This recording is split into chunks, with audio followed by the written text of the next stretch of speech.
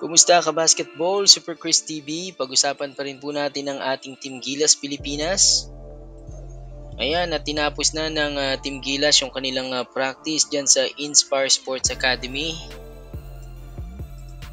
Pero kaninang umaga, sumabak muna sa tune-up game itong national team kontra nga dito sa PBA Philippine Cup champion na Meralco Bolts na nagparada ng kanilang bagong PBA import. Nanalo yung Team Gilas dito mga kabasketball sa score na 96-82.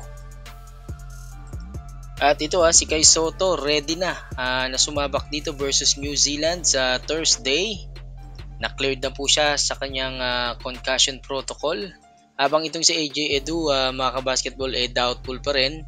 Pero hopefully sana magkaroon ng milagro at makabalik itong si AJ Edu kasi kailangan talaga natin si AJ mga kabasketball. And 2 days to go na lang mga kabasketball, 2 days to go na lang. Naniniwala itong si Coach Tim Cone na mananalo yung kanyang mga bata o yung ating Team Gilas dito kontra sa New Zealand Tall Blacks. Kasi 0-4 tayo dito sa New Zealand mga kabasketball pagdating sa laban dito sa FIBA competition. Yan yung gustong baguhin nitong si Coach Tim Cone pagdating ng laban nila this coming Thursday. Ayan. Excited na rin itong si Coach Tim Cone at sinabi niya na nagbabalik na rin sa Team Gilas itong energizer, no? Sabi niya energizer itong si Scotty Thompson. Ayan, sabi niya magkakaroon tayo ng legit na point guard or playmaker kasi yun nga yung kulang sa atin nung nakaraang OQT at FIBA tournament. Kumbaga wala tayong legit na point guard pero ngayon nagbabalik na itong si Scotty Thompson. Ayan, at itong si Kai Soto. Humabol na rin sa practice itong si Carl Tamayo at itong si Justin Brownlee. Ito, opinion ko rito sa laban na to mga kabasketball, bibigay ko sa inyo 50-50 pa rin tayo dito sa laban na to kahit na tayo yung host country. Pero masasabi natin na bibigyan ng magandang laban ng ating Team Gilas itong New Zealand kasi maninibago rin sila dahil iba yung mga players na makakaharap nila ngayon lalo sa size. Nakita naman natin yung Latvia nahirapan sila sa atin dahil sa yung size o yung height natin, inamin nila yan. Yung Georgia na mas matatangkad din sa atin, yung ibang mga players nakasabay naman tayo at nagawa natin silang ma-eliminate sa contest.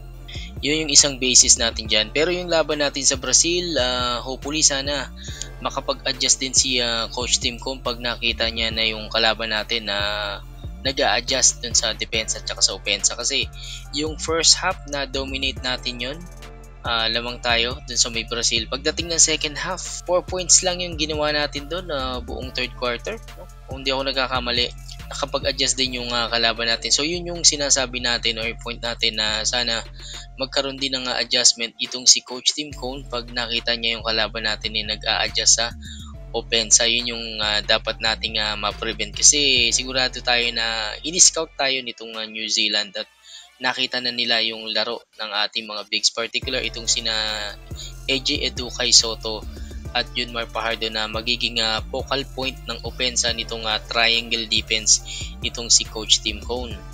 Good thing lang meron na tayong legit na point guard at meron tayong lockdown defender. Hopefully maging maganda yung depensa nitong sina Chris Newsome at Scotty Thompson dito kina Isaiah Liapa at Corey Websters na inaasahan natin sila talaga yung magpapahirap sa atin dyan sa laban. Yon kabasketball, yan yung ating palagay dyan dito sa magiging laban. Tiwala tayo na yes, kaya natin yan. Kaya natin talunin itong New Zealand. Ikaw kabasketball, ano masasabi mo? I-comment mo na yan dyan sa baba. At huwag rin kalimutan mag-follow sa ating Facebook page, ang Dribble Down. Yan, maraming salamat sa laging pagsubaybay. This is Super Chris TV.